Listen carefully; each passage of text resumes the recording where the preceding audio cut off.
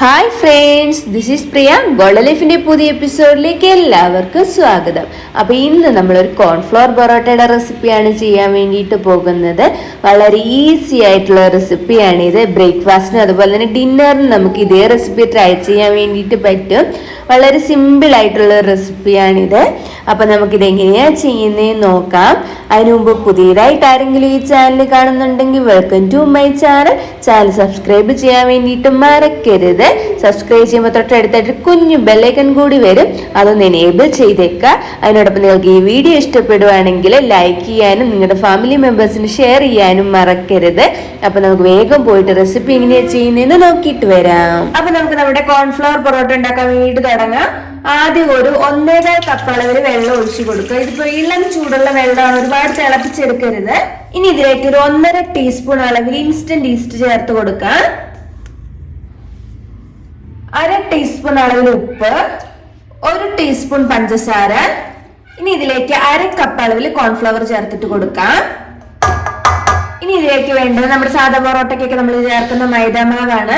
ഇത് 2.25 കപ്പ് അളവിൽ വേണം. ആദ്യം ഒരു 2 കപ്പ് നിങ്ങൾ ചേർത്തിട്ട് കൊടുക്കുക. അതിനുശേഷം 1/4 കപ്പ് കുറേശ്ശായിട്ട് ചേർത്ത് മിക്സ് ചെയ്താൽ മതിയാവും. ഞാൻ ഒരു 2 കപ്പ് അളവില് മൈദ ചേർത്ത് കൊടുത്തിട്ടുണ്ട്. ആദ്യം നമുക്ക് ഇതിനെ ഒന്ന് കുഴച്ചിട്ടെടുക്കാം. അതിനുശേഷം ആവശ്യത്തിനിട്ട് കുഴച്ചെടുത്താൽ മതിയാവും. നമ്മുടെ ചപ്പാത്തിയേക്കാളും കുറച്ചും കൂടെ ഒന്ന് ലൂസായിട്ട് വേണം നമ്മുടെ മാവ് തയ്യാറാക്കി എടുക്കാൻ.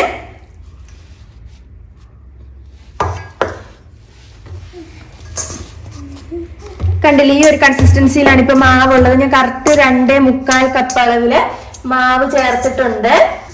ചില കമ്പനികളുടേതനുസരിച്ച് മാവിന് ഒരു ചെറിയ വ്യത്യാസമൊക്കെ വരും. അപ്പൊ നിങ്ങൾ അതൊന്ന് നോക്കിയിട്ട് ചേർക്കാം. എക്സ്ട്രാ വേണമെങ്കിൽ ചേർക്കാൻ. കണ്ടില്ലേ, നന്നായിട്ട് സോഫ്റ്റ് ആയിട്ട് ആ മാവുള്ളത്. നല്ല സോഫ്റ്റ് ആയി വരുന്നവരെ മാവിനെ ഒന്ന് കുഴച്ചിട്ട് എടുക്കണം. പക്ഷെ ഇത് സ്റ്റിക്കി ഒന്നും അല്ല. കണ്ടില്ലേ, ഒരുപാട് ഹാർഡാക്കി കളയാനും വേണ്ടി പാടില്ല.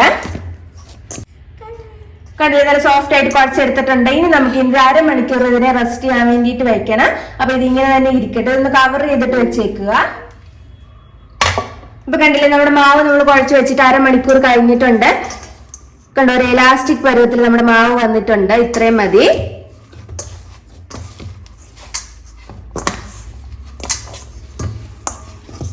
ഇപ്പൊ ഞാൻ ഒരു ബൗളിൽ കുറച്ച് എണ്ണ എടുത്ത് വെച്ചിട്ടുണ്ട്. ആദ്യം നമുക്ക് കയ്യിലേക്ക് അല്പം എണ്ണ തടവി കൊടുക്കാം. അതിനുശേഷം ഈ മാവിനെ ഇങ്ങോട്ട് എടുക്കുക.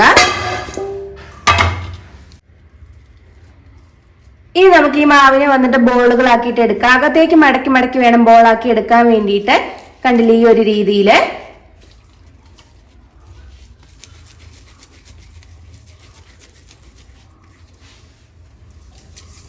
കൗണ്ടർ ടോപ്പിലും കുറച്ച് എണ്ണ തടവിയതിനു ശേഷം മാത്രമേ ആ മാവ് വെച്ച് കൊടുക്കാൻ വേണ്ടി പാടുള്ളൂ.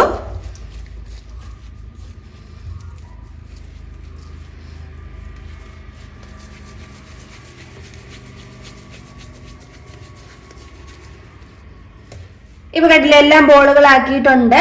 ഇനി നമുക്ക് എന്താ ചെയ്യേണ്ടതെന്ന് വെച്ചിട്ടുണ്ടെങ്കിൽ, ഇപ്പൊ കണ്ടില്ല, ഈ ബാലൻസ് ഇരിക്കുന്ന എണ്ണയിലേക്ക് നമുക്ക് 1 ടീസ്പൂൺ അളവിൽ കോൺഫ്ലവർ ചേർത്തിട്ട് കൊടുക്കാം. അതിനകത്തേക്ക് തന്നെ ഒരു 1.5 ടീസ്പൂൺ അളവിൽ മൈദയും കൂടി ഇട്ട് കൊടുക്കുക. ഇനി നന്നായിട്ടൊന്ന് മിക്സ് ചെയ്തിട്ട് കൊടുക്കാം. ഇപ്പൊ കണ്ടില്ല, നമ്മുടെ എണ്ണ റെഡി ആയിട്ടുണ്ട്. ഒരു പാത്രത്തിൽ കോൺഫ്ലവറും വെച്ചിട്ടുണ്ട്. ഇനി നമുക്ക് ഇതിനെ ഒന്ന് പരത്തിയിട്ട് എടുക്കാം. ആദ്യം ഇതുപോലെ കൗണ്ടർ ടോപ്പിൽ കുറച്ചൊന്ന് എണ്ണ തടവി കൊടുക്കുക. നമ്മൾ ആദ്യം എടുത്ത് വെച്ചിരിക്കുന്ന ബോൾ എടുക്കാം.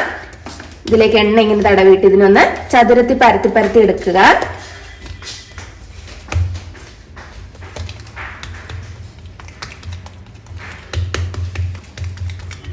ഇപ്പൊ കണ്ടില്ലേ, മാവിനെ ഞാൻ ചതുരത്തിലൊന്ന് പരത്തി എടുത്തിട്ടുണ്ട്. ഇടയ്ക്കൊന്ന് കീറിയിട്ടുണ്ട്, അതൊന്നും കുഴപ്പമില്ല, നമ്മുടെ പൊറോട്ട പോലെ തന്നെയാണ്. ഇനി ഇതിന്റെ മുകളിൽ കൂടെ കുറച്ചൊന്ന് നമുക്ക് കോൺഫ്ലവർ ഇട്ടിട്ട് കൊടുക്കാം. ഇത് മതി, ഒരുപാട് ഇടണ്ട. ഇനി ഇതിന്റെ നടുവിലേക്ക് അങ്ങ് മടക്കി കൊടുക്കുക. ഈ അറ്റൊക്കെ വലിച്ച് ഈ സൈഡിലേക്ക് നമുക്കൊന്ന് ഒട്ടിച്ചു കൊടുക്കാം. കണ്ടില്ലേ, ഈ ഒരു രീതിയിൽ. ഇനി ഇപ്പുറത്തെ സൈഡും ഒന്ന് മടക്കി കൊടുക്കുക.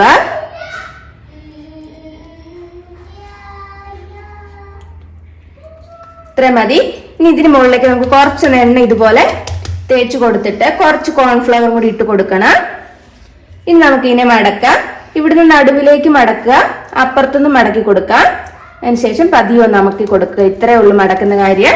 ഇതുപോലെ നമുക്ക് ബാക്കിയും കൂടെ ഒന്ന് ചെയ്തിട്ട് എടുക്കാം. ഇപ്പൊ കണ്ടില്ലേ, എല്ലാം നമ്മൾ പരത്തി വെച്ചു.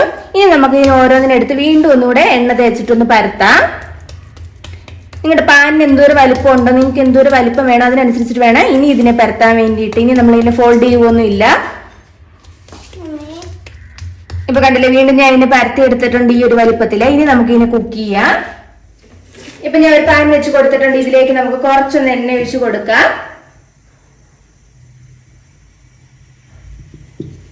വളരെ കുറച്ച് മതി, ഒരുപാടൊന്നും എണ്ണ അങ്ങോട്ട് ഒഴിക്കേണ്ട ആവശ്യമൊന്നുമില്ല.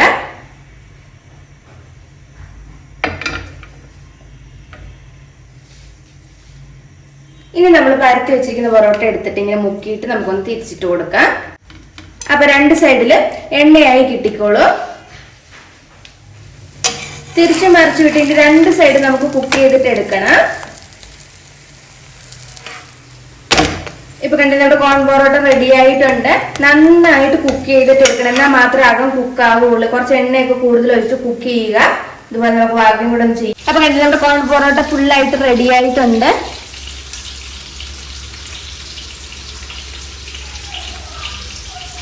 കണ്ടില്ലേ, ഇതിന് ലെയറുകൾ ഫുള്ള് വന്നിരിക്കുന്നത്. നല്ല ചൂടായിട്ട് തന്നെ സെർവ് ചെയ്യണം. അപ്പൊ നിങ്ങൾ എല്ലാവരും റെസിപ്പി ഒന്ന് ട്രൈ ചെയ്തിട്ട് നോക്കുക. എന്നിട്ട് നിങ്ങളുടെ അഭിപ്രായങ്ങൾ കമന്റ് ബോക്സിൽ അറിയിക്കാൻ വേണ്ടി മറക്കരുത്. അതിനോടൊപ്പം നിങ്ങൾക്ക് ഈ ചാനൽ ഇഷ്ടമായെങ്കിൽ സബ്സ്ക്രൈബ് ചെയ്യുക. സബ്സ്ക്രൈബ് ചെയ്യുമ്പോൾ തൊട്ടടുത്തായിട്ടൊരു കുഞ്ഞു ബെല്ലൈക്കൺ കൂടി വരും, അതൊന്ന് എനേബിൾ ചെയ്തേക്കുക. എന്നാൽ മാത്രമേ നിങ്ങൾക്ക് നോട്ടിഫിക്കേഷൻ വരത്തുള്ളൂ. മറ്റൊരു എപ്പിസോഡിലൂടെ വീണ്ടും കാണാം. ബൈ.